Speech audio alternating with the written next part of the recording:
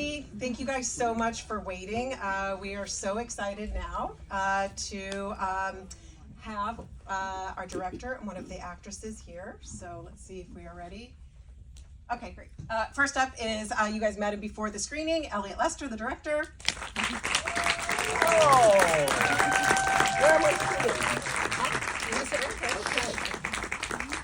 The incredibly talented and beautiful Juliette Lewis.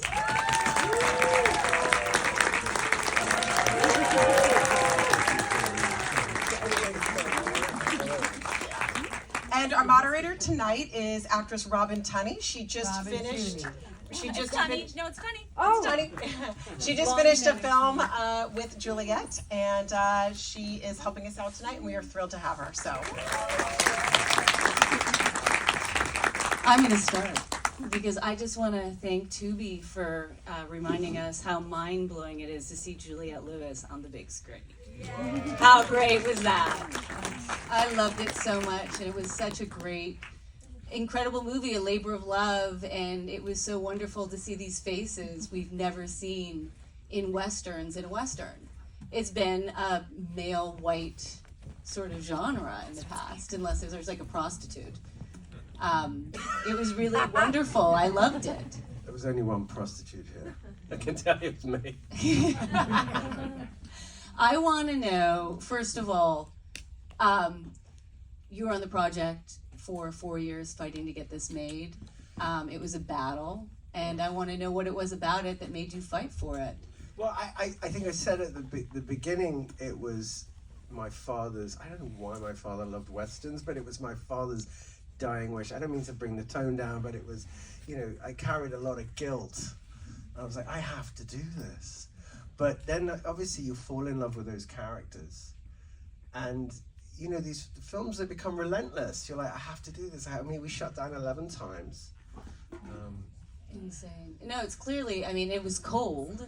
Well, we didn't shut down 11 times because it was cold, although we did shut down the first day because it was cold. But yeah, it was really cold. Yeah. Minus 35. You have to love it. Juliette, I have to know. There was real character work going on there. It was just, I loved every second. I loved the voice. I loved the walk, the gait.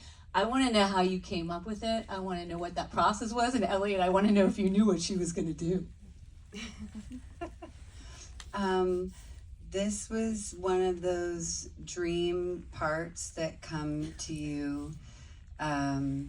And I read about it. There was in the script, there was a description that the writer wrote, saying something like her voice was like gravel, and also she's called Cutthroat Bill, and then everyone mistakes her for being male. So I was like, what do I have to do to make people believe that? And that I'm a person who's walked around with such savagery and suffering. And there was a whole lot that went into it, but the voice came to me purely on an analytical way of what does someone who almost got decapitated sound like, and and there's no softness left. And so then that just came to me, the register. But I've done that throughout all my work, where I pitch my voice sometimes higher, softer, or lower. Yeah, I've noticed it's an incredible skill, and it's really remarkable because it does, like, you're watching somebody else. And there was my favorite moment in the film is when you see Reginald in the Mercantile, and you're eating candy, and you look like a little girl, and you're holding this licorice, and he calls you ugly. He says you're the ugliest. And it was this moment where I just had so much sympathy for you, because it was like you were this little girl on the playground, and it was this idea that, like, I felt like Bill was made. She wasn't born a monster. She was made one by virtue of who she was, and she was born in a time where there weren't women like her. And, you know, there was this expectation of, like, women should be beautiful and they should be feminine, and there was no space for women like that. And I just felt so moved because you were just destroyed, and it was so economical on your part, Elliott, because we learned so much about that character's hurt. And I think so often when there's an antagonist in a movie, you don't understand that they're all coming from a place of hurt, and you don't have that, like, those moments. It was so sublime. I really loved that. Whose idea was it for the licorice? I mean, I'll take credit for everything except what Juliette did. But you were talking earlier about what I expected from Juliette. You know, you're such an alive performer. That's without abandon. But what it was is, when you work, if I hope you don't mind me talking about this in front of you, is that you get this almost overcommitment and an obsession, which I think speaks in the work. And you know, in many respects, I met Juliette at the beginning, you know, of the process, and you were speaking about finding the voice. And then I think I met Juliette at the end, and I was really with Cutthroat Bill throughout the entire shooting, and it was that level of commitment. I just, you know, sometimes you stand in awe, and were you a little afraid? You were a little afraid. You can admit it. Were you a little afraid? I'm still afraid. No, I mean, I'm a talent, you know, like when you, and then I'll go back in my cave, but the job is done for you as a director if you cast right. And I think I cast impeccably well with this one. I got You very really lucky. did. With so many, Everyone in the so whole many movie was so incredible. There are so many great performances in it. You did a really wonderful, wonderful job. So what were your influences? What did you watch to get ready for this? What are the movies you were inspired by It's to funny make this? because I didn't look at a lot of westerns, and I didn't look at a ton of references. I looked at a lot of photography, and I look, because here's the thing about a film: from the very first frame that you see, you've defined what that movie's going to be look-wise, you know, tonally. Obviously, I had to look at The Revenant. You know, I looked at, I'm just trying to think of the westerns that I looked at. I mean, The Searchers, because the film has a sort of base in The Searchers, but no, I looked at like Goya, and I look at, you know, it's sort of like David Bowie and movement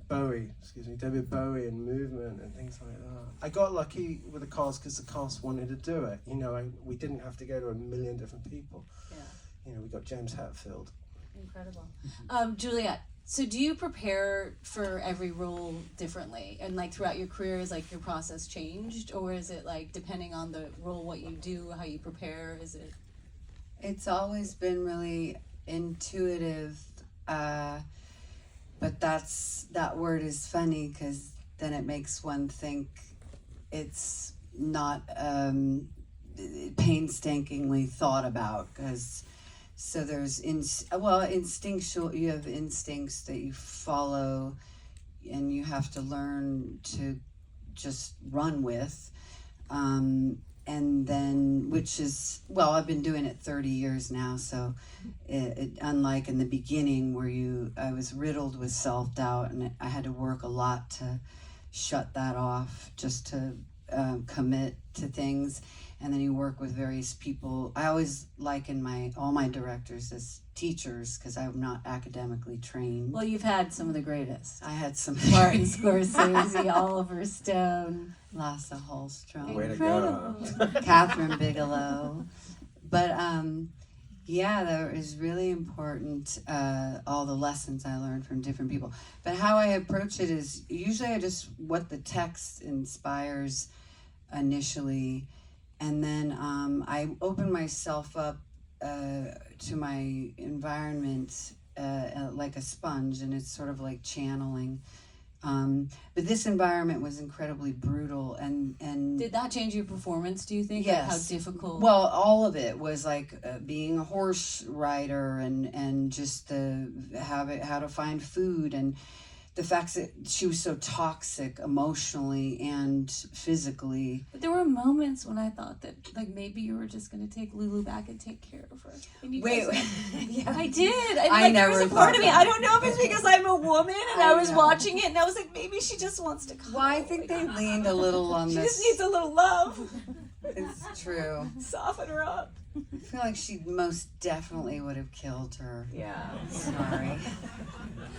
Then not everyone thinks that. That's just me, but it's not up to me to tell others how they should feel about it.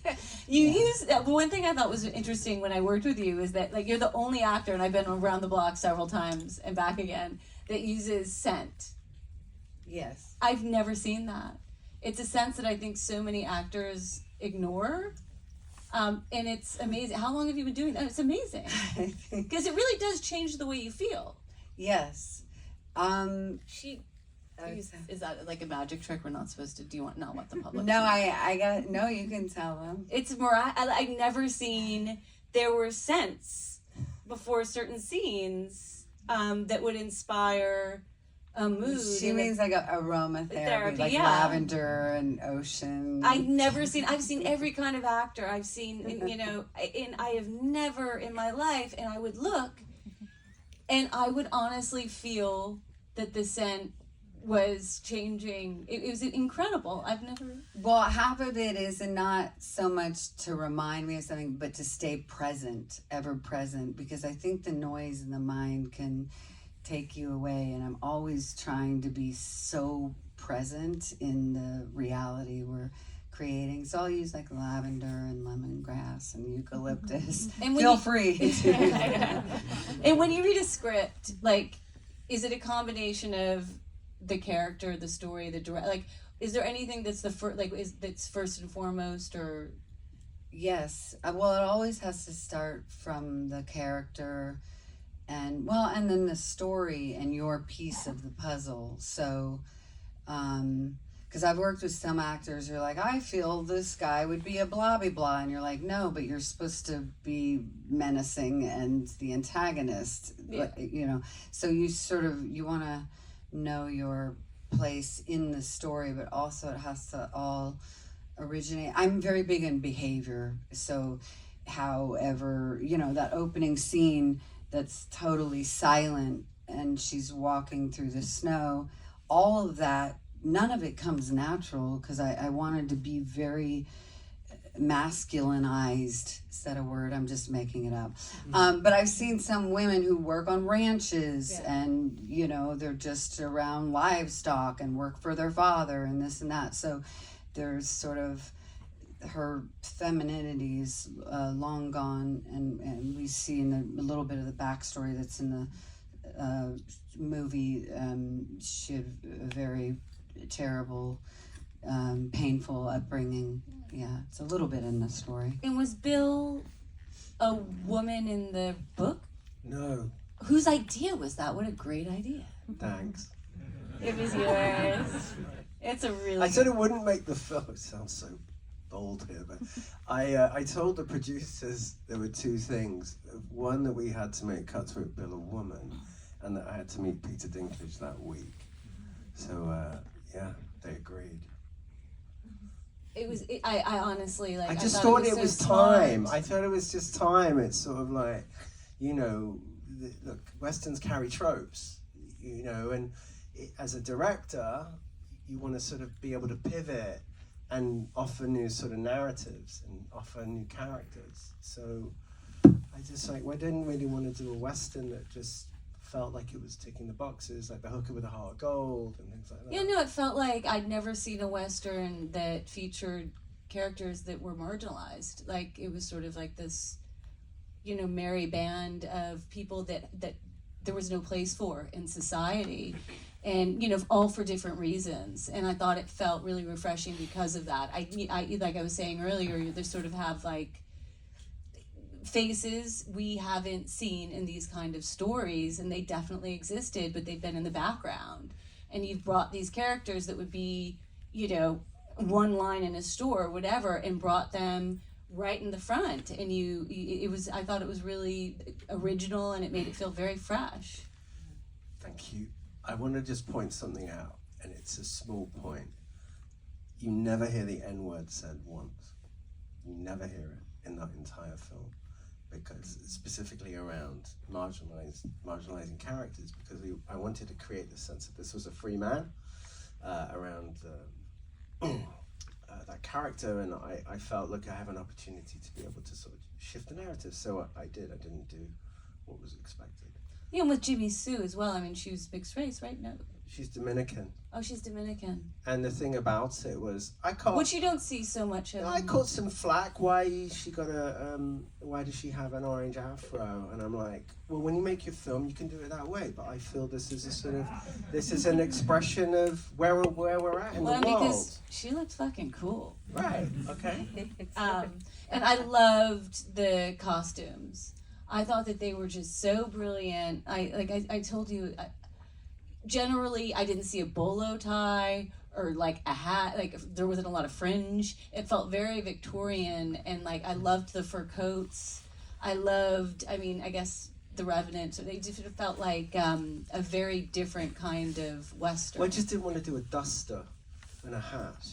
Exactly. That's why it felt so unique. I loved it. Did your costumes play a part? And like, were you surprised when you saw them? Were they what you expected? Did it change the way you played the character when you saw your clothes? Yeah, we had a brilliant costume designer, and she was very deliberate in the look of it, and that's what happens when you get people who are the best at what they do.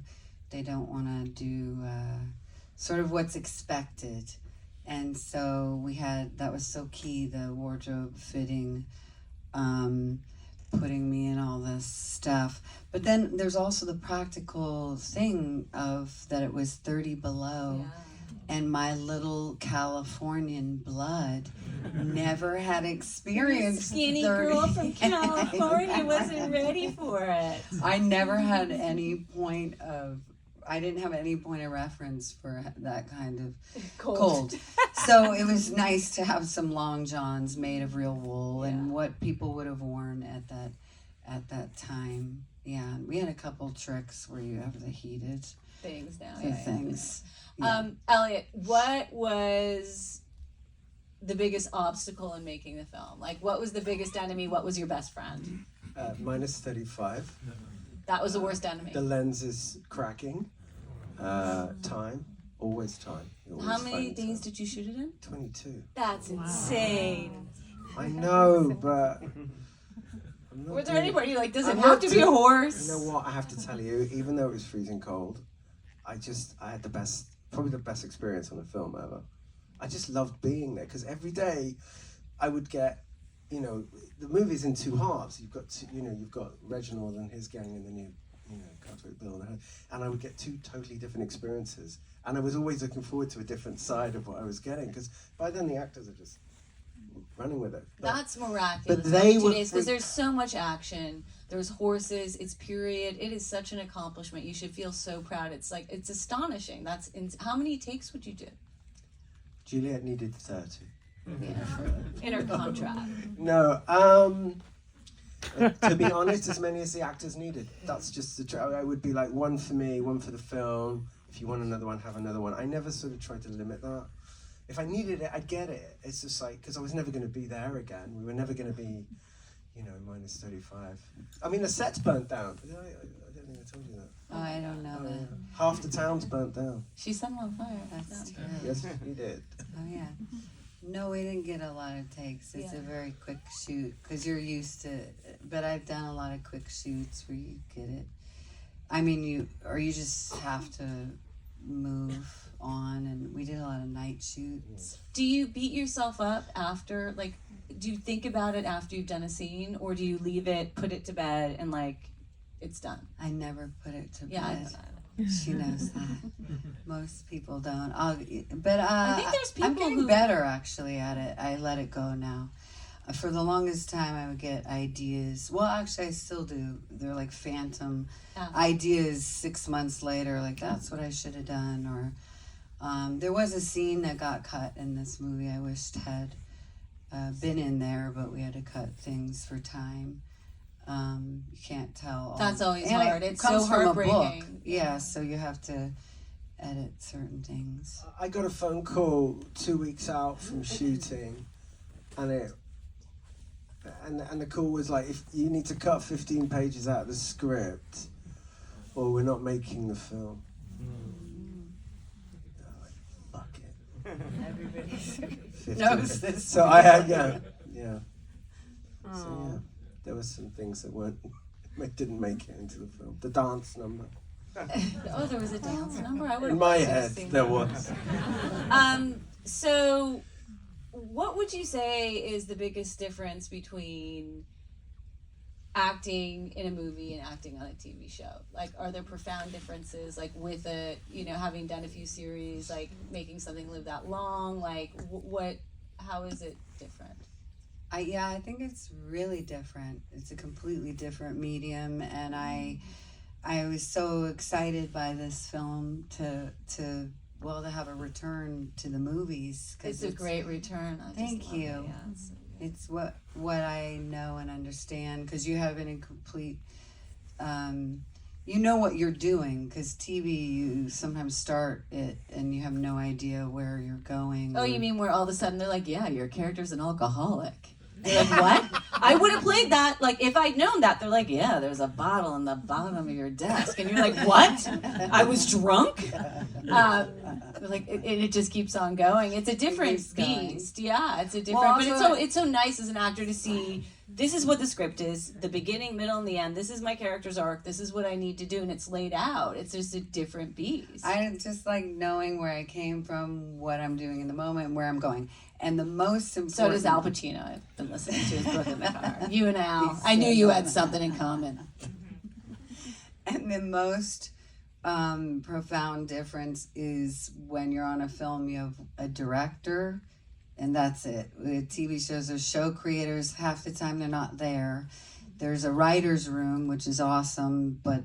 They're not there. They're not there. And then the director on the floor does not have power, so you don't know who to go to for what or when, and it's all very confusing. Yeah, it had been hard too, like starting out a career working with the greatest Martin Scorsese, Woody Allen, all the Lasse Hallström, all these people. I do have to say one thing though. I worked with Derek C. in France on the love Mark Ruffalo movie show, and that was like, he even described it was like a 6-part.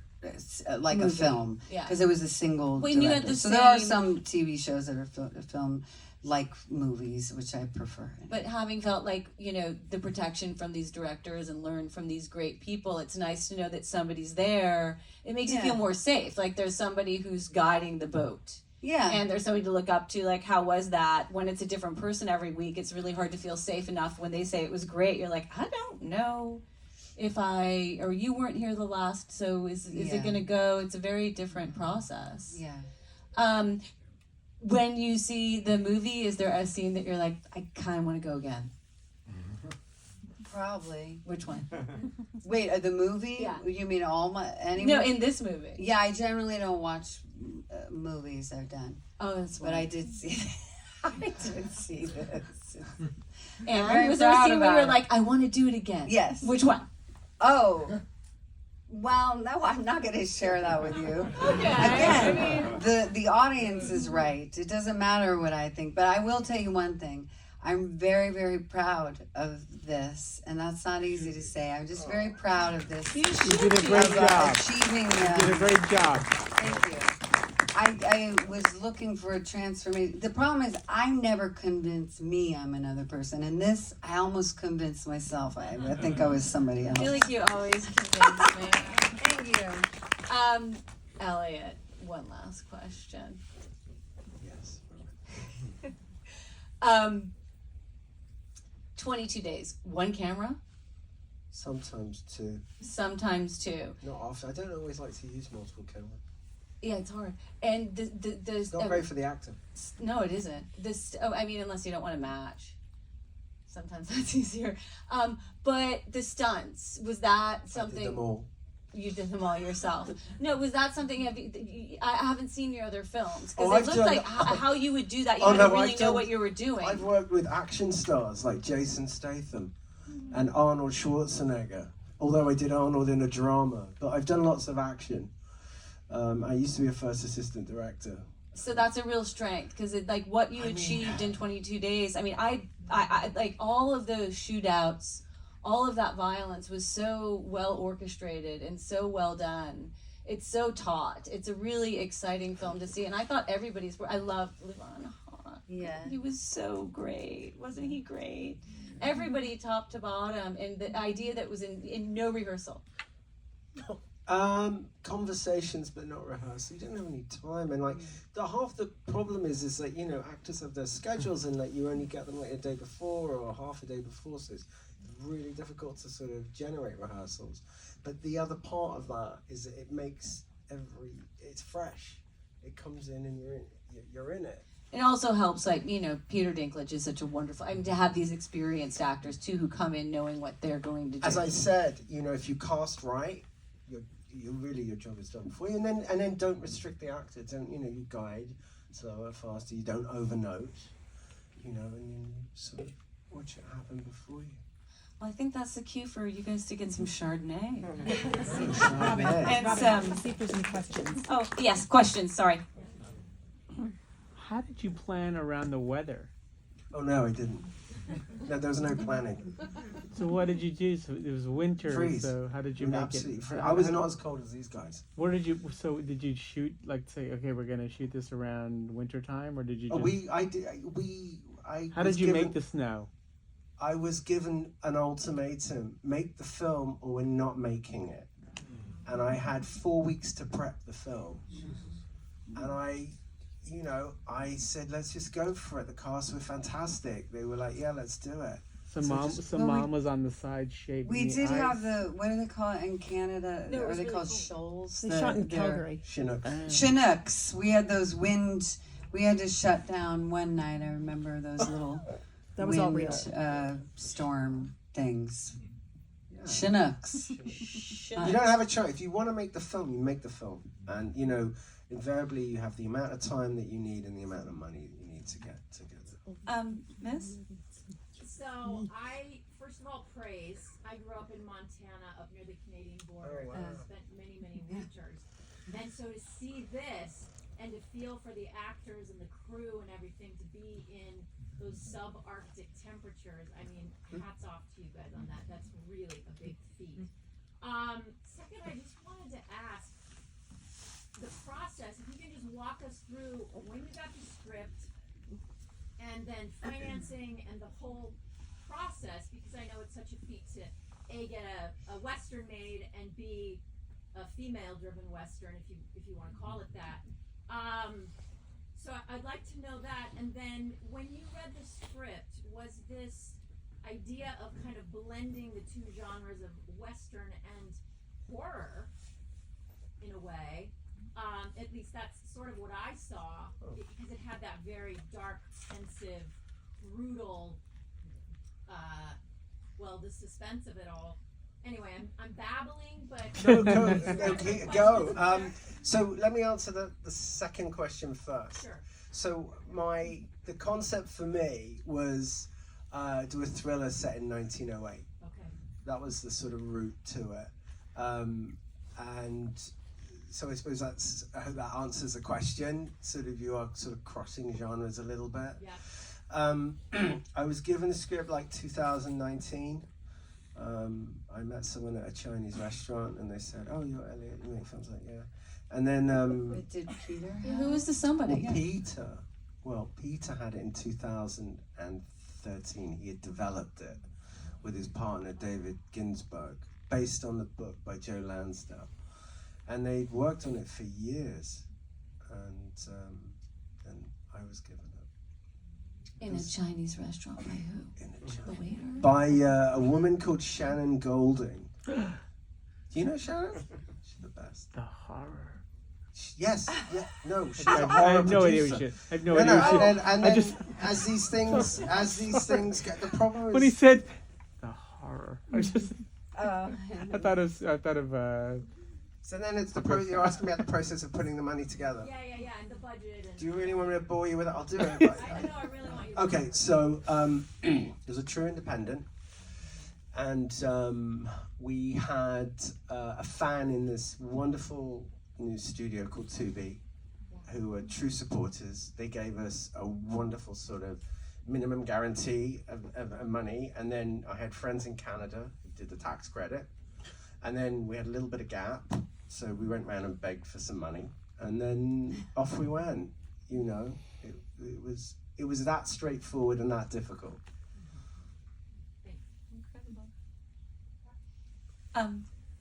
Sure. Yeah. Hi. Great film. Quick question for both of you. What was just one of your most memorable days on set? One of the most memorable, well, I'm going to say two. It's the scene with Peter Dinklage. Oh, it's one of my favorites.